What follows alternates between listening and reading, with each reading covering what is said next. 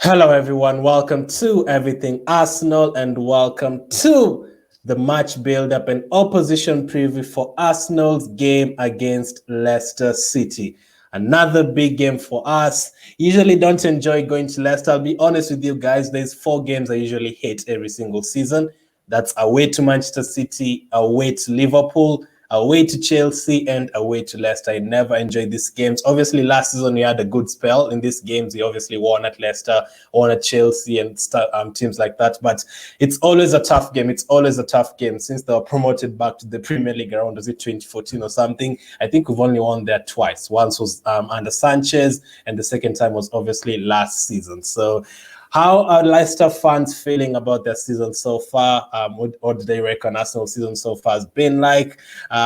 What is Leicester's starting lineup this season? What's the Leicester's best starting lineup this season? What's his match prediction? So I have the perfect guest with me to talk about Leicester, a Leicester City fan. Anthony, how are you, man? I'm good, man. I'm good. Obviously, mixed season, I think, for both teams so far. And it looks like both teams have hopefully turned a corner and on an upward trajectory. But yeah, I don't want to hold my breath because I just know what Leicester are like for the fact that we can go on winning streaks, we can go on losing streaks. So I'm going to enjoy the good times. Yeah. Absolutely. So as usual, I had Anthony on last season several times. I've been on his channel several times, like over a year ago or something. And obviously last season we played them 3 times. I think he also played in the Carabao Cup. So let's see how it works out. Obviously, we could also be drawn against each other on Saturday in the Carabao Cup once again. But this is a game I do not want. I do not want to face Leicester right now, maybe in the semi-finals or finals or maybe something like that. So the first topic we'll start with is the Leicester results for this season. Obviously, as you've said, it's been a mixed season. So I'll have your results scrolling down the bottom. You've won 4 games, drawn 2, lost 3. You've scored 15 goals and conceded 15 goals. And this also applies like to the Europa League as well. You've scored a lot of goals and conceded a lot of goals. You beat Wolves by 1-0 in the first game, lost to West Ham 4. And I remember this was like a Monday night game. You beat Norwich 2-1. You lost to City 1-0. You then lost to Brighton 2-1. And then you drew with Burnley 2-2. I think Vardy scored an own goal in this game. You then drew with Crystal Palace 2-2. Crystal Palace come back in that game. You then beat Manchester City 4-2. I can tell you I absolutely enjoyed that game. And you also beat Brentford 2-1 last week. So from those results, Anthony, I'd ask which has been your favorite results, but I know you're going to say United. So I'm going to ask which of these results disappointed you the most? Probably West Ham. It was disappointing, but it's when you get completely outplayed and stuff, you sort of, it's like you just accept it. I'd say Brighton's probably the most disappointing because we had 2 goals ruled out that were very questionable. Yeah. A penalty against us that was very questionable. So realistically, I feel like we should have won that game 2 or 3-1, and I felt completely robbed after it. So I'd say that one's probably the most disappointing because when you're beaten by a better team, it is what it is. But on that day, I just felt like we'd been absolutely screwed over. Yeah. Okay. So for me, if I was a Leicester fan, I'd probably say Crystal Palace because of the way Crystal Palace came back. Literally, I think Schlupp came on and scored. Which is a bit of a dagger being a Leicester, former Leicester player. But yeah, obviously the best result you'd say is United. Oh, Maguire absolutely shattered when he came back to King Power, didn't he? Every touch he messed up. Yeah. Do you see the figure where Daka scored and Vardy goes over and thanks Maguire for keeping Daka on side? He taps him on the back. Yeah, very, very, very Vardy-like. I remember Vardy doing such stuff, like doing the eagle at Crystal Palace ground. Vardy likes it. Vardy absolutely likes it. So those have been Leicester's results so far this season. They've been, as you said, scoring a lot of goals and conceding a lot of goals, a lot of 2-2s, 3-3s. There's been a 4-3 in the Europa League. So speaking about the Europa League and the Carabao Cup, which is still in this season, are you looking to win one of those cups? Or are you looking to get back into the top 4 in the Premier League or top 6, finishing again in the top 6? Which one are you looking forward to most? Do you want to finish in the top 6 in the league, or would you rather finish 9th and win one of the cups? I'd rather finish 9th and win the Europa League because it gets you back in the Champions League and it's a bit of silverware. Because for me, I said this last year when I thought we would finish top 4 and fell out at the end. So it's not just celebrates. It's the fact it's quite a sad state, the fact that top 4 is seen as a bigger achievement than winning trophies. Yeah. So, I'd like to see us win the Europa League, and if we could stay in the top 6 again this year, potentially push for that top 4. And I think the longer Ollie stays in the job, the more it keeps the door ajar for a team like Leicester, potentially Arsenal. I think West Ham there, as well as they're doing at the moment, their squad's going to struggle. I think we'll know more about West Ham in January, sort of March time. But ultimately, I like to see Leicester win trophies and compete for trophies. So that would be my ideal, is to win the Europa League. I'd like to see us win the League Cup as well. It's a trophy that we've historically done very well in. Yeah. But top 4 would also be great. So yeah, at the beginning of the season, what was your target? Is a fun at the beginning of the season before that Wolves game? What are you looking at? Are you looking at top 4 or top 6 once more? Top 8. Top 8. Is that because other teams strengthened? Because also you guys strengthened. You brought in the likes of Daka, Somare. What was the reason behind that? Injuries we're heading into the season, because Wesley Fofana injured. Johnny Evans has only really come back in the last 2 or 3 weeks from his injury, and I'd say he's our best centre back. And you've seen sort of a change in results as that's come back. James Justin, another player who's hugely important to us. That's 3 out of our starting back 4 that's got long-term injuries. Then you've got players like Ndidi who's carrying knocks. And then as well the fact that Vestergaard was brought in to sort of steady the ship at the back, be that 4th choice centre back that we can sort of depend on in difficult situations. I don't rate him at all. I think he's absolutely useless, if I'm honest. I'm so glad you brought that up. James, Justin, and Fofana, because I was going to ask you this question. That's why I made this graphic. These 2 players, obviously, Fofana is the younger one, I think 20 years of age, and Justin's like 23. Between these 2 players, who do you think you missed the most? Because both of them really surprised everyone last season. It's a strange one, because I'd say Fofana's the better player.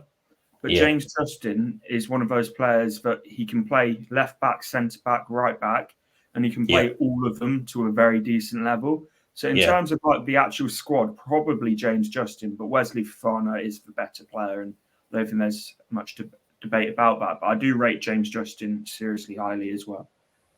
Okay, so these are Leicester's next 5 fixtures, and you have Arsenal at home, Leeds away, Chelsea at home, Watford at home, Southampton away. A possible 15 points. 2 questions. How many points do you think you'll get, and how many points would you be happy with from here?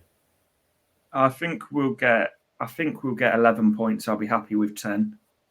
11 points, you'll be happy with 10. So 10 is basically 3 wins and a draw. Which game are you fearful of most? Is it the Chelsea one? Probably. Chelsea and weirdly Southampton.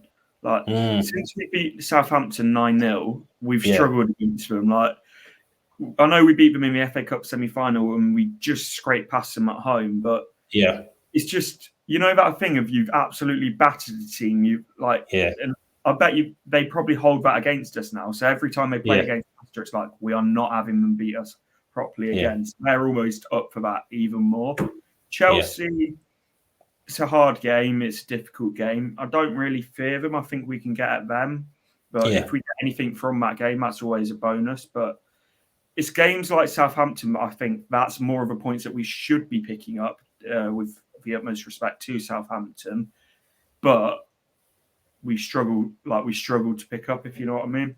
Yeah. I mean, these are teams that you've beaten Arsenal several times at your place. You've beaten Chelsea, I think, even last season. You beat Southampton 9-0, as you said. I think you scored 4 goals at Elland Road last season. So these are teams you've beaten before. So before I go into the actual game, I have to mention this guy, because me and Anthony always have to banter each other every single time about this guy, because every Arsenal fan really thought this was the guy who was going to come in instead of Odegaard.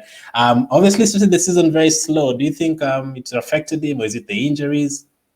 I think it's the injuries, but he's starting to find form again. And I know people were saying that he wasn't scoring and wasn't getting assists, but he was still having a positive impact on a lot of games. And now he's one of those players. Once he's playing, gets that confidence back up. He's a he's a top player.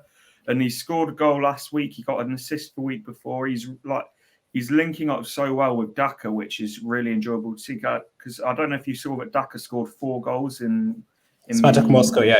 Yeah, and Maddison was a huge part of that, of getting the assists. He was even doing a celebration. Yeah, I was going to try it, but I can't do it. I've tried it enough times to make myself look stupid. But I think he only got 1 assist that game, but he was so involved with like the chance creations and stuff. And I wouldn't say he's back to his best, because he did have the injury at the end of last season, which is what I think he's slowly recovering from. But I'd say he's about 60-70% there.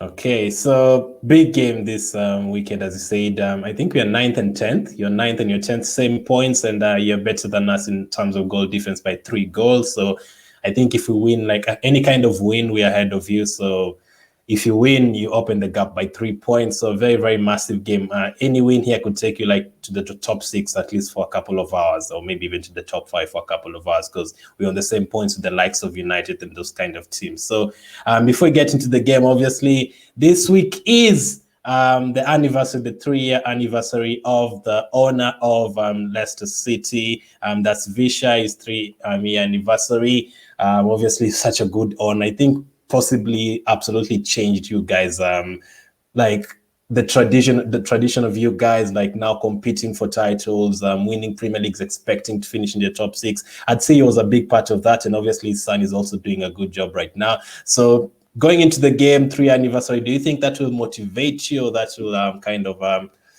like affect you guys, the likes of Maddison and Schmeichel? It should be a motivation. Like if you go to Leicester and you go to the King Power, you see the impact he's had on the club. Of like, just to put it into context, like you say that he's changed this, like he had an impact on the club. If it wasn't for Vichai, this club could well have gone under.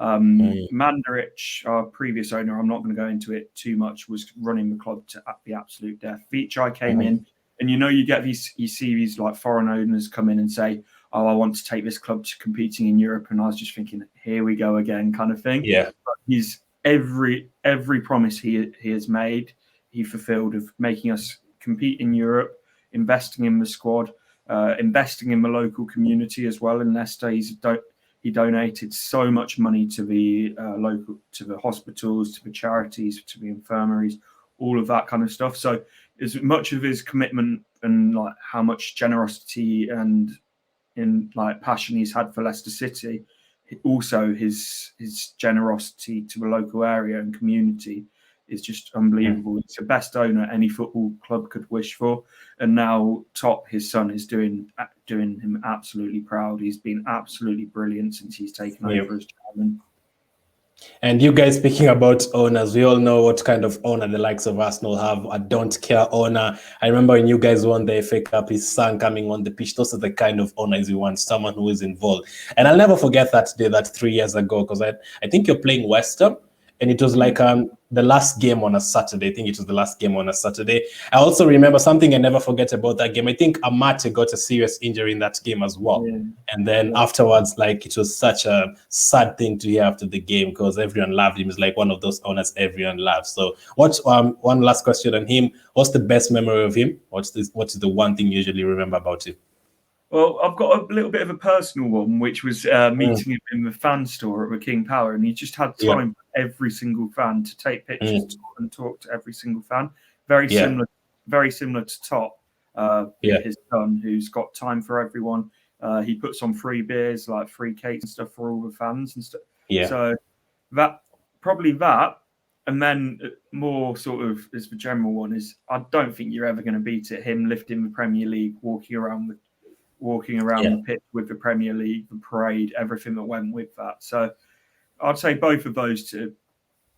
In case you don't know who you're talking about, obviously he's the guy behind Anthony right now, putting the full screen on the other side. Yep. Always in our hearts, as it's written, like a legend, a Leicester legend. Everyone at Leicester still loves him absolutely much, and everyone in the Premier League really. So, as Anthony has said, they will be motivated for this game because it's the 3-year anniversary. So, what are you expecting from the game, Leicester versus Arsenal? Are you expecting? Is this your toughest game of the season so far? Do you expect?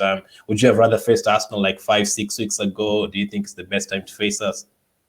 To be honest, I think. Our toughest game of the season so far is Man City, which obviously is understandable. And then probably United, and then followed probably this by you guys. Yeah. But the thing is, I didn't want to face really any top teams a few weeks ago when we basically had no centre backs. I think having Johnny Evans back is so important to us. I know he's not like that big name of like a top player, but he's our best centre back. He's our leader at the back. He's such a good defender. So having him back gives me huge confidence. And Brendan Rodgers has switched back to the 3-5-2, which since he's done that has been a huge upturn in our results. Like I think the last time we used a 4 at the back was the game against Crystal Palace. And from then onwards, 5 at the back. And we've just been taking the game to teams, really trying to get on the front foot and have a go. So, to be honest, I think it's a good time to play Arsenal. I know you're in form, but you guys are probably equally looking at it saying it's a good time to play Leicester because both teams will be going into the game full of confidence.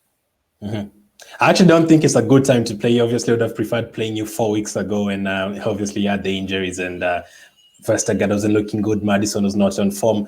Tielemans had not started scoring goal after goal after goal. A lot of you made of Tielemans this season. He's one of my best midfielders. I think if you ask me from around the Premier League, which 2 or 3 midfielders I'd like at Arsenal, I'd say McGinn of Aston Villa and Tielemans of Leicester. I really like their energy in midfield. They can score goals from outside the box. They can pick out a pass like that cross for I think it was that goal against United. That was a very cheeky goal. I think there's a pass that he picked up against Vardy, I think against Brighton. The pass for Vardy, like just one touch pass, very, very good. Has he been your best player this season? Oh, he just oozes class. He's like his goal against Brentford as well. Just seemed like that absolute rocket. Obviously the FA Cup final goal. What a player. And the thing is, he might not get a goal or assist every game, but he's got such an impact on the game. He's that proper modern number 8, defends well, gets his body on the line, works hard. And then also on the ball, he's just the technical ability that man has is honestly like something. I'd say the only player that comes close to him in terms of technical ability over the last few recent years is Riyad Mahrez, but he's just honestly so good. I'd say he's definitely within our top 2 or 3 players at the moment. Yeah, for sure. So what have you made of Arsenal this season and the recent improvement? Do you think it's be as honest as possible? There'll be Arsenal fans watching this, but be as honest as possible. Do you think the improvement, the 8-game unbeaten run, for example, is a false storm, or are you seeing something there? Well, I think you couldn't have got much worse, if I'm honest, than what you started the season. That was at times it was comical, but I wouldn't look too much into the unbeaten run, if I'm honest, because there's a lot of draws in there. But I think you're almost at that stage where it's irrelevant if you're not irrelevant, but like it's more about the performances and seeing an identity from Arsenal. Because I think over the last few years that's gone, and you're starting to see that now with players like Smith Rowe, who I think is a really tidy player. Saka, is he injured now? Saka, am I right in thinking? No. He's okay. He's okay. He was rested the other day. Yeah. And then also something I think that's gone under the radar a bit. Aubameyang didn't look arsed last season at all, but he looks quite hungry. So my thing is, I can see why a lot of Arsenal fans are happy and think that you're sort of heading in the right direction, which you may well be doing. But at the same time, I wouldn't get carried away with it because I've seen Arsenal fans at the start of the season thinking the world's ending and all of that. And now a couple of games later saying that you're going to compete for like all the trophies and stuff. I think I think for you guys, particularly at the moment, it's going to be a really up and down season. And I think a lot of Arsenal fans who are level-headed are expecting that. But it's about seeing that progression and seeing the players like Nuno Tavares, Sambi Lokonga, all becoming a part of the team and pushing realistically up from 8th last year, which for a club the size of Arsenal, that's not where you want to be. Yeah. So you've mentioned Saka, obviously you've mentioned Tavares. Out of all those players, I'm expecting, let's say, Aubameyang to start alongside Lacazette, Saka, Smith Rowe probably as well. From all those players, is there anyone that you're a bit fearful of the most? Probably Aubameyang, or weirdly, Lacazette seems to do really well against Leicester. He always seems to pop up with a goal. So on his debut against you guys. Yeah, he scored in his debut. That was a mad game, wasn't it? Yeah, 4-3. Yeah, I remember that. I went to that game, but no, there's all of those players have got the ability to hurt us, and as well, Pepe is another one. I know he's not having the best time of it, but I still think like you've got that attacking threat to hurt us. Yeah, last season, funny enough, the guys who had the best game against Leicester away from home were Willian and Pepe. That was Willian's probably the only good game Willian had. I remember that game because Barnes got injured, didn't he? But that was a game where we played on Wednesday and then we played again on Saturday morning on the early kickoff, and we looked absolutely dead.